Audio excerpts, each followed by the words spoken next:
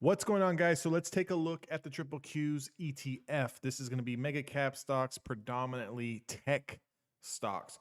With that being said, we are up 6 points on the day, just over a percentage point and a half here, currently trading at 365.11. So the reason why I'm making this video intraday is to kind of show you guys what's going on here with the last hour of the market. So just getting into the technicals, we had a nice gap up today. Seems like the algos really turned on. A lot of stocks got pulled up. There was a lot of fantastic trades to the long side. If you were kind of like on the fence about going long, or you didn't know if this was going to be just, a fake out and we're going to pull back, you could have kind of been standing like a deer in the headlights if you're constantly waiting for that pullback today. Now, that's not to say that tomorrow we don't go into the CPI numbers and completely roll over, but we have to take it day at a time, right? So we have to play the levels accordingly, and we have to play what the market is giving us. If the market is showing a lot of buying and it's showing, bullish momentum, we have to take those trades with confidence, okay? If they don't work or they fail or they fake you out, then you have to just exit the trade. It's not, we're not in this buy, hold, and hope game here. Either things are going to break supply or they're going to come back to demand. So we did get over a pretty good little level here on the NASDAQ 100. We kind of cleared out and gapped over. So two things. One thing that concerns me is that 1, 2, 3, 4 days, we were up, down, up, down, up, down, distribution cycle. Natural organic price action couldn't get us over. We needed help from the overnight futures. We needed help from the pre-market action to gap us higher. So anytime we get these gaps like this, we always have to be careful of what's the next supply zone and do we get rejected. So as of right now, this 200-day moving average is everything. This is like gold, okay? This is, CPI data numbers can come out tomorrow. We can continue to get stuffed here, roll over, come all the way back down, fill the gap to 358. As painful as that would be, that would not be a good thing because bulls did not do their job. If you are long-term biased and you want to trade to the upside and you want to be able to start buying back into some of these stocks that have been oversold, realistically going back to like December, right? Especially 2022, we have to get over the 200-day moving average. I'm not even thinking about putting on any swing trades longer than a day or two. And even that is a stretch, but I'm not even thinking about buying below the 200-day moving average. Because I'll tell you, if we don't get over the 200-day moving average, the momentum is still to the downside. Yes, we can have these rallies. Yes, we can have these good green days. But the pulls, the rug pulls that you're going to get when you're underneath the 200-day moving average are going to be aggressive. So you can have 1-2 days worth of green, and then in 1 hour, 2 hours, in one session, everything can come back down. That's the problem with trading under the 200-day moving average. It's more of a scalper's environment, especially if you're playing long. You do need to take profits a lot quicker, and you do need to cut losses a lot sooner. So just kind of looking at where we're at right now intraday, we are sitting over the 20-day moving average bullish. We gapped over the 5 and 10-day moving average bullish. Now, bulls have about 1 hour left to go today. If we could close today over this 200-day moving average, and that price is going to be 366.67. If we can get over this level today, this is really setting us up for if we have good news tomorrow, and if the market likes what they hear, we can really have a nice run up. That next run up would be the 369, 370, and then that would be confirming this level of supply on linear regression, and we would get a nice another push up to around 372. Even though those are small ranges, what's going to happen if the NASDAQ 100 gets over the 200-day moving average is it's going to give more time to a lot of the stocks that are still underneath the supply to continue to be pulled up, and we can start looking long biased on our day trades. Now, because we did come into the 200-day moving average, and as of now, with 1 hour left of the market, we were rejected. If somehow, some way, this last hour, the last 30 minutes, the last 10 minutes, we start selling off aggressively, and we start selling off, and we lose the 20-day moving average under 360, not good. Like that is not what any bull wants to know, wants to see, wants to hear. We need to hold the 20, and it would be nice to get over the 200. Just due to the fact that we do have those numbers that are being released tomorrow, I don't know if the Bulls are going to be able to do it today or if they want to. Just due to the fact that if we do get over the 200 and the numbers are not so great, which, I mean, it's to be expected they're not going to be great, right?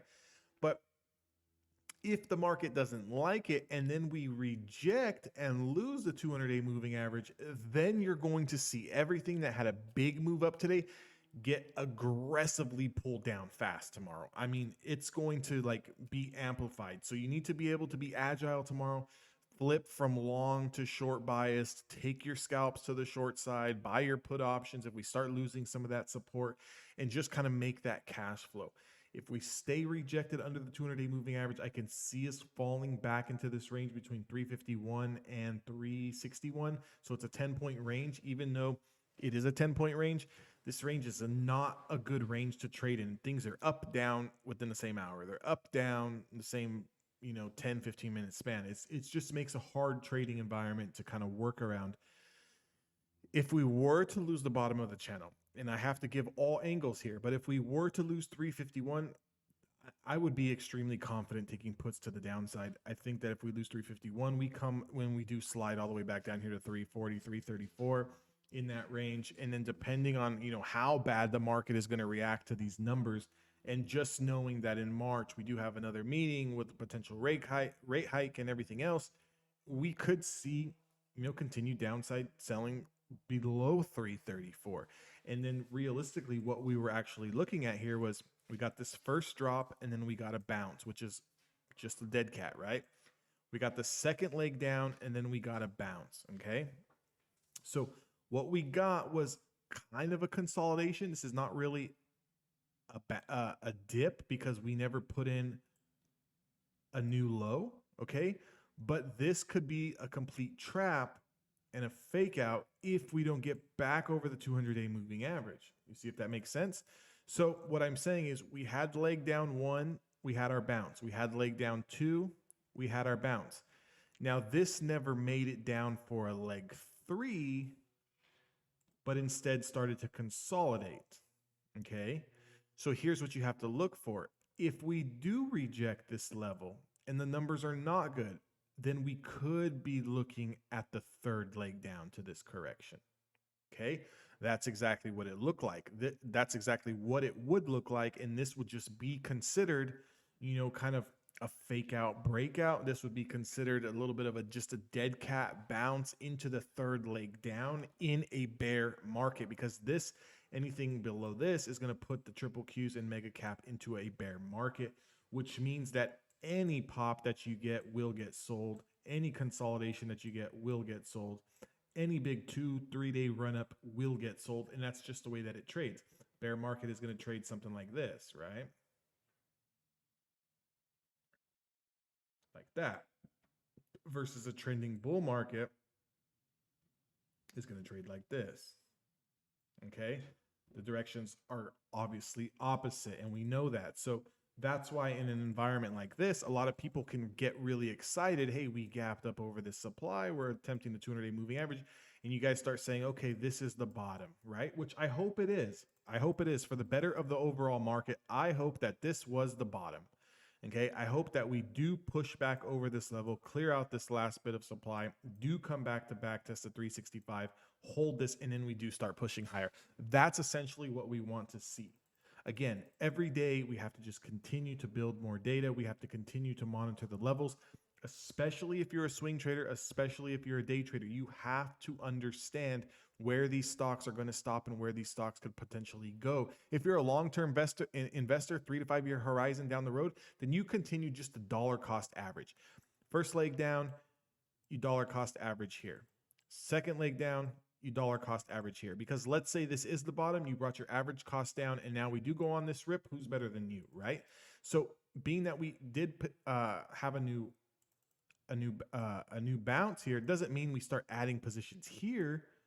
You don't want to do that if you're a long-term investor, right? You're going to DCA here, And then if we did put in another leg down, you dollar cost average here. Now, obviously, you want to do your due diligence on the stocks that you are dollar cost averaging. If you're playing a lot of mega caps, stock like Apple, maybe stock like Facebook or Nvidia or stuff like that. Those are things that I want to dollar cost average on. If you're playing things like these small cap stocks that, were meme stocks at one time and had these big run ups and they're trading under their 200-day moving average right now, I wouldn't just be dollar cost averaging every leg down, because those stocks have been proven to us over the past year that maybe some of these stocks do not even make it over their 200-day moving average. Maybe some of those stocks, this is their new home. This is their new territory. The price that they're being traded at right now, maybe this is where they continue to stay. Now, that's obviously not what we hope if you're trading at a higher price than that, but it's possible. Just go back in history, look at the dot-com bubble. Some of the stocks that did survive, that did not go out of business, have still in 20, 21 years have not traded over their 200-day moving average. And there's a number of those stocks that just never came back from those times. We will have some of those stocks. Which stocks will they be? We don't know. But make sure you're doing your due diligence on the types of companies that you're trading. Make sure they got some good revenue, some sales, some cash flow on hand.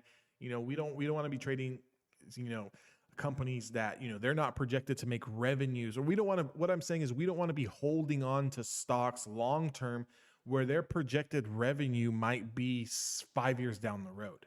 Okay. Because they might not make it 5 years down the road if we do go into some sort of deep recession, which again, I'm not hoping that happens. I would love to see us consolidate here and then start pushing higher. Okay. That's what's best for the market. That's what will make people happy. That's what, creates a good trading environment. If we do go into a bear market, yes, there's going to be a lot of opportunity to make money on this way down, but you have to be comfortable shorting. You have to be comfortable buying put options. You have to understand market structure and the way that the market's going to work if we do enter into a bear market. If you do want help with this, you want to learn how to day trade, maybe you want to stay cash, maybe you want to pick your spots. Like for example, today I had a fantastic day today. Made pretty much my monthly P&L in one day. And I'm very, very grateful for that. And I know that we don't get a lot of those days. We don't get those. It's not like every day I'm going to make a monthly P&L day. It's not every day that happens. So when those days do happen, you have to take advantage of them. You have to be extremely grateful for them, and protect that capital. But if you are interested in staying cash and kind of picking your spots, and maybe until the market figures out the direction, you're looking to day trade, maybe you want to learn options, definitely join my Discord. That link is down in the description box below. If you want to understand how I'm using supply and demand and all of these moving averages to put the big picture together, definitely going to want to be a lifetime member. Go to my website, evolutiontraders.com, pick up the lifetime membership course. It'll give you access to my gold channels, which is just for paid members in the Discord, where I'm kind of throwing out stocks and days, or throwing out stocks and levels intraday on, areas of opportunity that we could potentially day trade. Ask me questions if you're currently in a stock. Hey, where do you think this is going? Where could it stop? Where would you sell it at if you were trading that stock? Obviously, I'm never going to tell someone buy here and sell there. But if I can say, for example, if the triple Qs do get over the 200-day moving average, hey, we've got room from 365, 366 into 369, 370. Okay. As long as we don't fall below 365, I would continue to ride this trade and I would take profits here. Boom. If you want to take that recommendation, you want to take that advice and use it and do your own due diligence behind that, then sure. But I'm also not going to be one of these people that's going to say, hey, you know what? We look good over 366. It breaks 366, comes back down, is trading at 358, 357. I'm saying, well, you know what? The market, it could bounce, we could come back, continue to hold a loss. And I would never say that. I would recommend people, if you had a clear area of entry, which would be here, if you have a clear area of entry and we lose that support, cut the trade. Take your small loss, be an adult about it, move on, look for another setup, look for another trade on another day. Guys, do me a favor, subscribe to my channel, leave me a comment, give me a thumbs up. I will see you guys all on the next trading recap video.